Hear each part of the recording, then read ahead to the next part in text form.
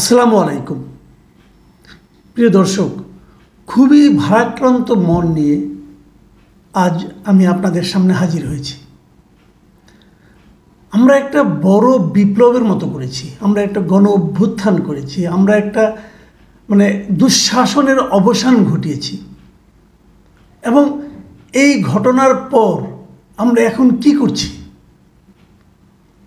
আমরা কি দেশটাকে, যে দেশটা বিপথে চলে গিয়েছিল, যে দেশটা দুঃশাসনের একটা অভয়ারণ্যে পরিণত হয়েছিল, আইনহীনতা নিকৃষ্ট উদাহরণে পরিণত হয়েছিল, সেই দেশটাকে এখন আমরা কোন দিকে নিয়ে যাচ্ছি?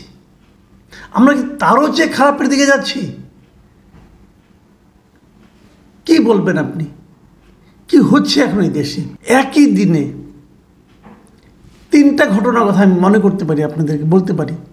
সকালে বগুড়ায় জাস্ট গরু চোর এই সন্দেহে এক ভদ্রলোক, আসিফ প্রামাণিক নামে এক ভদ্রলোককে পিটিয়ে মেরে ফেলা হলো। তারপরে আপনার সেখানে বিকেলের দিকে, দুপুরের দিকে জাহাঙ্গীরনগর বিশ্ববিদ্যালয়ে, সেখানে ছাত্রলীগের সাবেক একজন নেতা শামীম আহমেদ তার নাম, তাকে পিটিয়ে মেরে ফেলা হলো। কে মারল? ছাত্ররা মারল। কেন মারল?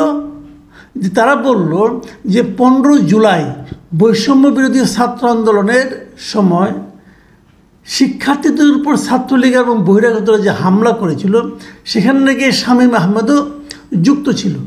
এই হলো অভিযোগ। ছিল কি ছিল না প্রমাণ কিন্তু হয়নি। প্রমাণ হলেই বা কি, তাকে আপনি মেরে ফেলতে পারেন? আমাদেরই সন্তানরা যারা জাহাঙ্গীরনগরের স্টুডেন্ট, তারা এই কাজটা করলেন, পিটিয়ে মেরে ফেললেন। এরা বৈষম্য বিরোধী ছাত্র আন্দোলনের নামে এরা দেশকে অপশাসন মুক্ত করতে চায়, নাকি তারা আরও বেশি অপশাসনের দিকে ঠেলে দিতে চায়?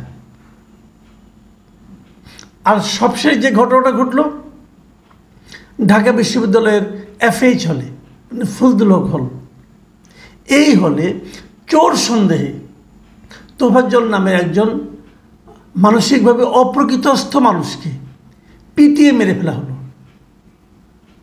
চোর সন্দেহে তার, সে নাকি মোবাইল চুরি করেছে, মানি ব্যাগ চুরি করেছে, কী সব কথাবার্তা বলা হলো। এবং ছাত্ররা তাকে গেস্ট রুমে নিয়ে মারলো, তারপরে আবার খাওয়ালো, খাইয়ে আবার মারলো। বিশ্ববিদ্যালয়ের শিক্ষকরা তাকে বাঁচানোর চেষ্টা করলো, তাদেরকে বাঁচাতে দিল না, ছাত্ররা মারলো। সাপ মারার মতো করে মারলো, একটা মানুষকে মারলো। আবার বলছে এরা নাকি আন্দোলন করেছিল। যারা আন্দোলন করেছিল তারা কি এরা? দাবি করছে এরা। আমার তো মনে হয় এরা না। এরা এই আন্দোলনটাকে ভুল পথে মানুষের কাছে ভুলভাবে উপস্থাপনের জন্য এই সমস্ত কাজ ইন্টেনশনালি করছে বলে আমি মনে করি। এরা আন্দোলন করতে পারে না। যারা নিরীহ একজন অপ্রকৃতস্থ, মানসিকভাবে ভারসাম্যহীন মানুষকে কোনো রকম তথ্য প্রমাণ ছাড়া কেবলমাত্র সন্দেহের বসে পিটিয়ে মেরে ফেলতে পারে, তারা আর যাই হোক বৈষম্য বিরোধী আন্দোলনকারী হতে পারে না। এরা হলো ঠান্ডা মাথার কোল্ড ব্লাডেড মার্ডারার, ঠান্ডা মাথার খুনি। এই শিক্ষা নিয়ে তারা এই সমাজে কী করবে? তাদেরকে আমরা সমাজের কোন কাজে লাগাবো? এরা কি মানুষ? ঘটল এই ফজলুল হক হলের, আমি স্টুডেন্ট ছিলাম এক সময়। আমার একদম কি বলবো, আমার হৃদয়ে এটা লেগেছে যে আমি এখনও কিন্তু ওই হলের নাম শুনলে পরে আমি অন্যরকম একটা শিহরণ অনুভব করি, যেটা আমার হল। এই হলে আমি ছিলাম, এই হলে গেস্ট রুম, এই হলে ক্যান্টিন আমার চোখে ভাসে। সেখানে যেখানে আমরা গেস্ট রুমে বসে আড্ডা দিতাম, আমাদের আত্মীয় স্বজন আসলে বসে কথা বলতাম, যে ক্যান্টিনে আমরা খেতাম, সেখানে একটা মানসিকভাবে ভারসাম্যহীন, যার কোনো বাবা মা সহ আত্মীয় স্বজন কেউ নেই, বাবা মারা গেছে, মা সব মারা গেছে, তাকে আপনারা পিটিয়ে মেরে ফেললেন। আপনারা কেমন মানুষ ভাই? আমাকে অনেকে না এই ঘটনার ভিডিও পাঠিয়েছিল। বিশ্বাস করেন আমি কোনো একটা ভিডিও 1 মিনিটের বেশি দেখতে পারিনি। এই সম্ভব না দেখা। যখন নাকি মারপিটগুলো শুরু হয়েছে আমি সঙ্গে সঙ্গে থামিয়ে দিয়েছি, এটা আমি দেখতে পারবো না। কি ভয়ঙ্কর! আমি এটা দেখেছি বিভিন্ন সময়। এক ধরনের মানসিকতা, এক ধরনের ইয়াং জেনারেশনের মধ্যে এক ধরনের মানসিকতা আমি দেখতে পাচ্ছি। তারা কোনো সমালোচনা সহ্য করছে না, তারা কোনো রকম মানে তারা যা ভাবে তার বাইরে অন্য কোনো ভাবনার কথা সহ্য করছে না, তারা যা ইচ্ছা তাই করছে।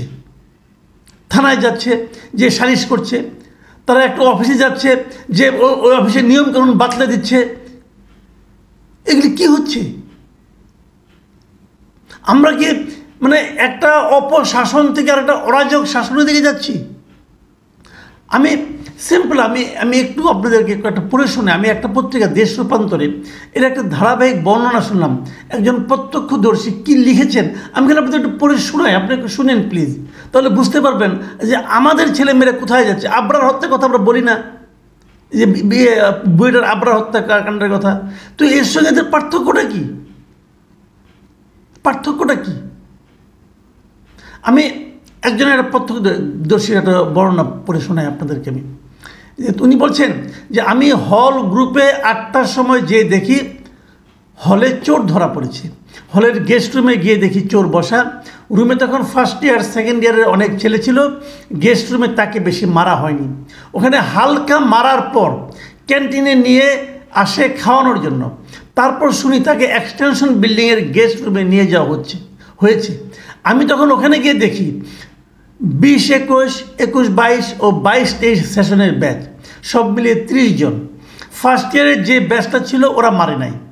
20, 21 এবং 21, 22 সেশনের ওরা খুব বেশি মেরেছে। তারপরে আর কি বললেন, 2-3 জন মিলেই ওরে ওখানে মেরে ফেলেছে।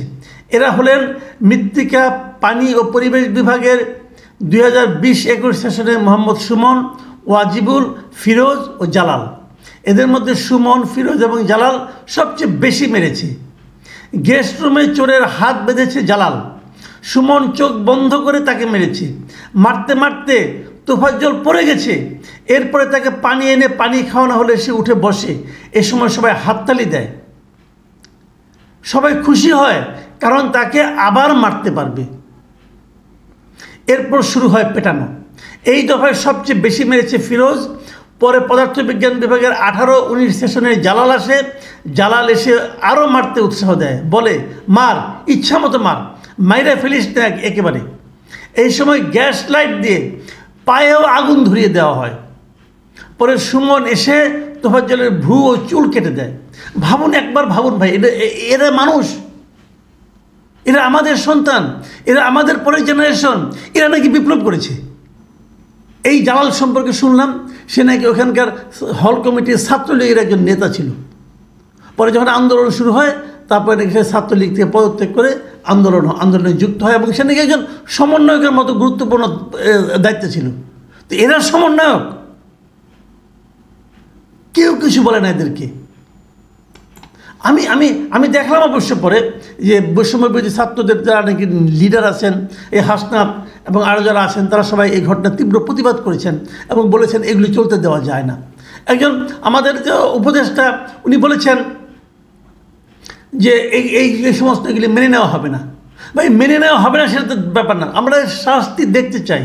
হ্যাঁ, আমি খুব ইতিবাচক বলবো, আমি যে আজকে বিকেলেই দেখলাম, মানে আজকে বৃহস্পতিবার বিকেলে দেখলাম যে পুলিশ গিয়েছিল এবং বিশ্ববিদ্যালয় কর্তৃপক্ষ এই মামলাটা করেছে। এটা আমার খুব ভালো লেগেছে যে বিশ্ববিদ্যালয় কর্তৃপক্ষই বাদী হয়ে মামলা করেছে।